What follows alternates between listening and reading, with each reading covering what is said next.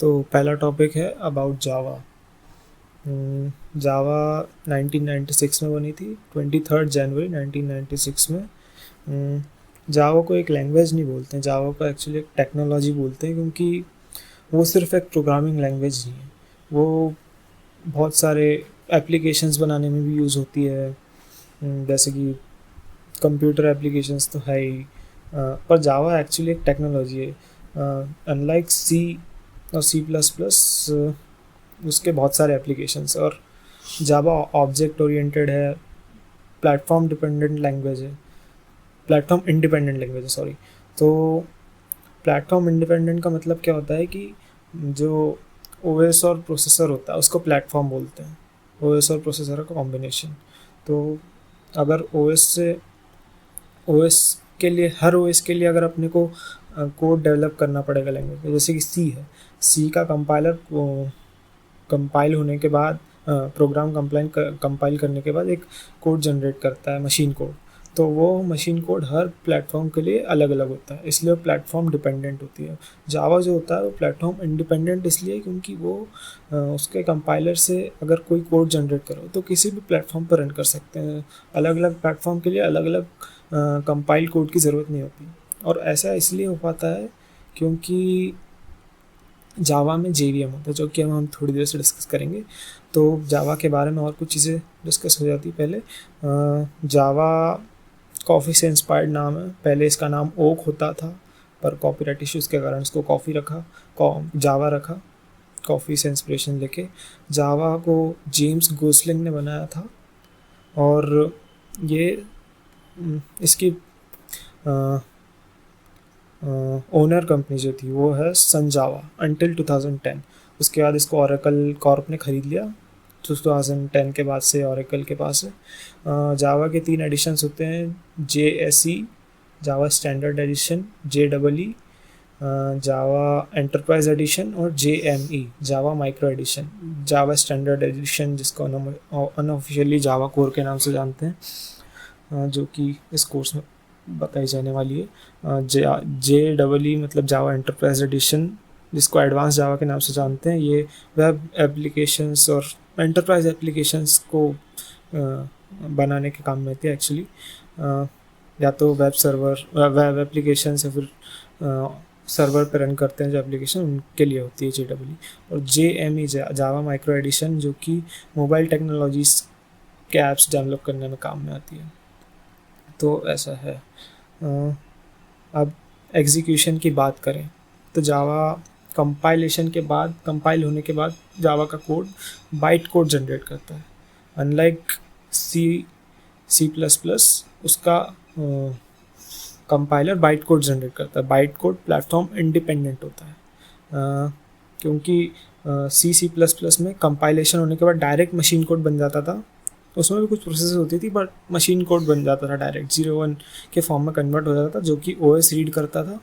लेकिन जावा में direct byte code के बाद OS उसको रीड नहीं करता है, OS उसको एग्जीक्यूट नहीं करता है। पहले बनता है कंपाइलेशन के बाद बाइट कोड, फिर उसके बाद एक JVM की लेयर आती है, ऑपरेटिंग सिस्टम और बाइट कोड के बीच में। बाइट कोड JVM में जाता है, और फिर वो JVM उसको मशीन कोड में कन्वर्ट करता है। तो JVM एक वर्चुअल OS की तरह बिहेव करता है एक्चुअली, तो इसलिए उसको जावा वर्चुअल मशीन बोलते हैं, JVM।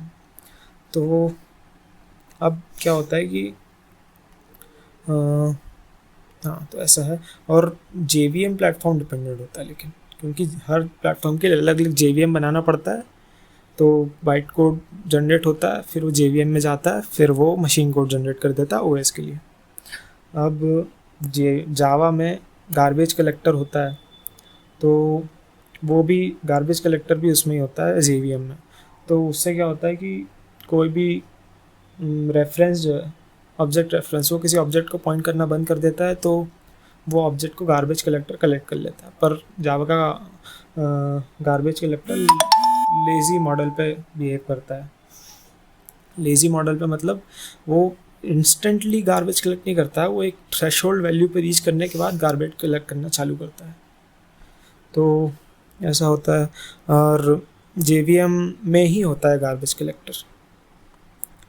और जावा के रूल्स बहुत स्ट्रिक्ट होते हैं, मतलब वो एक्सेप्शन जनरेट कर देता है अगर कोई एरर आती है। जैसे कि हम कोई एरे को एक्सेस कर रहे हैं तो सी में क्या होता है कि अगर डिफाइंड एरे, जैसे कि 5 की एरे ARR 5 है, ये ऐसा डिक्लेयर करा हमने, और अगर हमने 6th इंडेक्स को एक्सेस कर लिया तो वो एक्सेस कर लेता है, या तो वो गार्बेज रिटर्न कर देता है, कुछ रिटर्न नहीं करता है, जो भी उस इंडेक्स उस जगह पॉइंट कर रही होगी वैल्यू वो रिटर्न कर देता है। लेकिन जावा में ऐसा नहीं होता। जावा में अगर हम आउट ऑफ बाउंड्स बाहर वाला इंडेक्स एक्सेस करते हैं तो वो एक्सेप्शन दे देता है डायरेक्ट।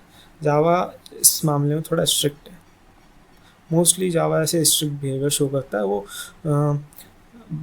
डायरेक्टली प्रोग्राम को टर्मिनेट कर देता है ताकि दूसरे प्रोग्राम्स को उससे हार्म ना हो, ऐसे बिहेवियर से। तो ऐसा है। अब जावा इंटरनल्स की बात करें, जो कि नेक्स्ट टॉपिक है, तो उसमें जावा और बाइट कोड की बात करते हैं, वो हमने काफ़ी अभी कर ली है, पर और थोड़ी बात कर लेते हैं। जावा प्लेटफॉर्म डिपेंडेंट, और हर ओएस के लिए हर अलग अलग JVM लगता है।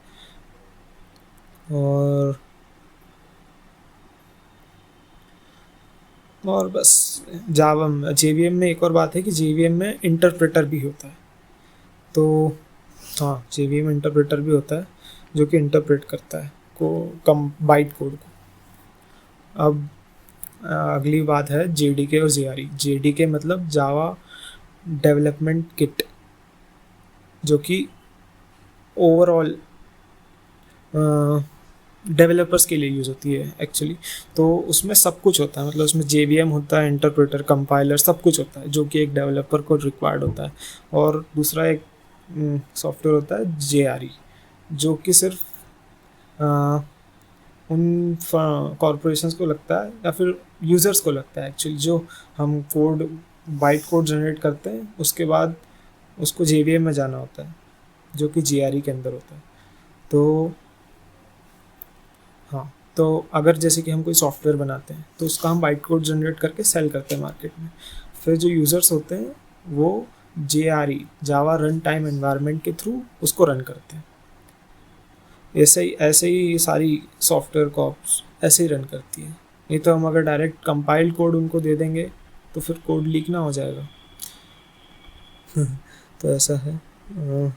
तो जावा रन टाइम एनवायरनमेंट और Java development kit software developers के लिए यूज़ होती है, जिसमें कि सब कुछ होता है, compiler, interpreter, JVM, garbage collector, सब कुछ। और JRE रन टाइम एनवायरनमेंट है, जो कि सिर्फ यूज़र्स को चाहिए होता है।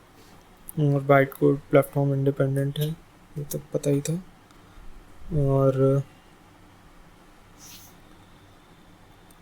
और बाइट कोड जीरोज़ और वंस के फॉर्म में नहीं होता है, वो एक स्पेशल फॉर्मेट होता है जो कि बाइट्स के फॉर्म में होता है, इसलिए उसको बाइट कोड कहते हैं।